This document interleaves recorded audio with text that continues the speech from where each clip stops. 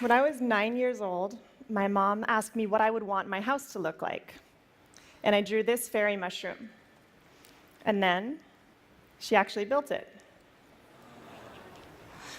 I don't think I realized this was so unusual at the time, and maybe I still haven't, because I'm still designing houses. This is a 6-story bespoke home on the island of Bali. It's built almost entirely from bamboo.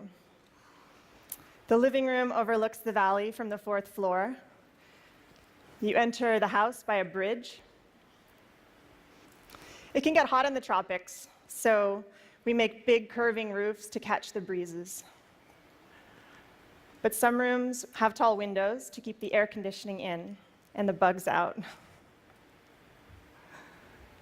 This room we left open. We made an air-conditioned tented bed. And one client wanted a TV room in the corner of her living room. Boxing off an area with tall walls just didn't feel right. So instead, we made this giant woven pod. Now, we do have all the necessary luxuries, like bathrooms. This one is a basket in the corner of the living room. And I gotta tell you, some people actually hesitate to use it. We have not quite figured out our acoustic insulation. So there are lots of things that we're still working on. But one thing I have learned is that bamboo will treat you well if you use it right. It's actually a wild grass. It grows on otherwise unproductive land, deep ravines, mountainsides. It lives off of rainwater, spring water, sunlight. And of the 1,450 species of bamboo that grow across the world, we use just 7 of them. That's my dad. He's the one who got me building with bamboo. And he is standing in a clump of Dendrocalamus asper niger that he planted just 7 years ago. Each year, it sends up a new generation of shoots. That shoot, we watched it grow a meter in 3 days, just last week. So we're talking about sustainable timber in 3 years. Now, we harvest from hundreds of family-owned clumps. Patung, as we call it, it's really long, up to 18 meters of usable length. Try getting that truck down the mountain. And it's strong. It has the tensile strength of steel, the compressive strength of concrete. Slam 4 tons straight down on a pole, and it can take it. Because it's hollow, it's lightweight, light enough to be lifted by just a few men, or apparently, 1 woman.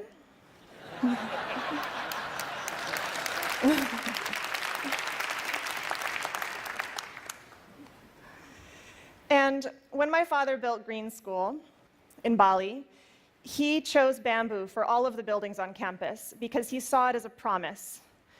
It's a promise to the kids. It's one sustainable material that they will not run out of. And when I first saw these structures under construction about 6 years ago, I just thought, this makes perfect sense. It is growing all around us. It's strong. It's elegant. It's earthquake resistant. Why hasn't this happened sooner, and what can we do with it next? So, along with some of the original builders of Green School, I founded Ibuku. Ibu means mother, and Ku means mine, so it represents my Mother Earth.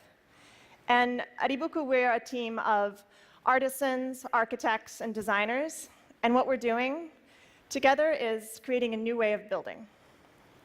Over the past 5 years together, we have built over 50 unique structures, most of them in Bali.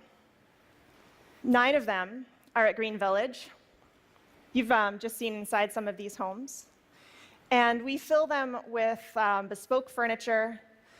We surround them with veggie gardens. We would love to invite you all to come visit someday. And while you're there, you can also see Green School. We keep building classrooms there each year, as well as an updated fairy mushroom house. We're also working on a little house for export. This is a traditional Sumbanese home that we replicated right down to the details and textiles. A restaurant with an open-air kitchen. Looks a lot like a kitchen, right? And a bridge that spans 22 meters across a river. Now, what we're doing, it's not entirely new. From little huts to elaborate bridges, like this one in Java, bamboo has been in use across the tropical regions of the world for literally tens of thousands of years. There are islands and even continents that were first reached by bamboo rafts. But until recently, it was almost impossible to reliably protect bamboo from insects. And so just about everything that was ever built out of bamboo is gone. Unprotected bamboo weathers. Untreated bamboo gets eaten to dust. And so that's why most people, especially in Asia, think that you couldn't be poor enough or rural enough to actually want to live in a bamboo house. And so we thought, what will it take to change their minds? To convince people that bamboo is worth building with, much less worth aspiring to. First, we needed safe treatment solutions. Borax is a natural salt. It turns bamboo into a viable building material. Treat it properly, design it carefully, and a bamboo structure can last a lifetime. Second, build something extraordinary out of it. Inspire people. Fortunately, Balinese culture fosters craftsmanship. It values the artisan. So combine those with the adventurous outliers from new generations of locally trained architects and designers and engineers. And always remember that you are designing for curving, tapering, hollow poles. No two poles alike, no straight lines, no 2x4s here.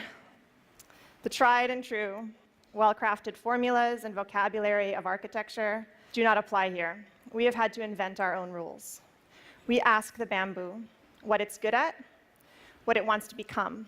And what it says is, respect it, design for its strengths, protect it from water, and to make the most of its curves.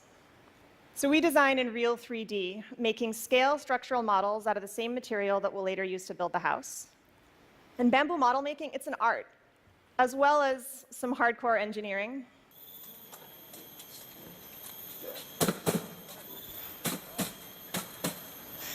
So that's the blueprint of the house. And we bring it to site, and with tiny rulers, we measure each pole and consider each curve, and we choose a piece of bamboo from the pile to replicate that house on site. When it comes down to the details, we consider everything. Why are doors so often rectangular? Why not round?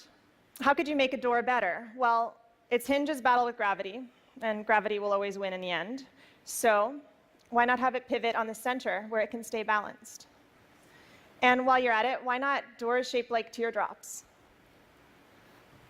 To reap the selective benefits and work within the constraints of this material, we have really had to push ourselves. And within that constraint, we have found space for something new.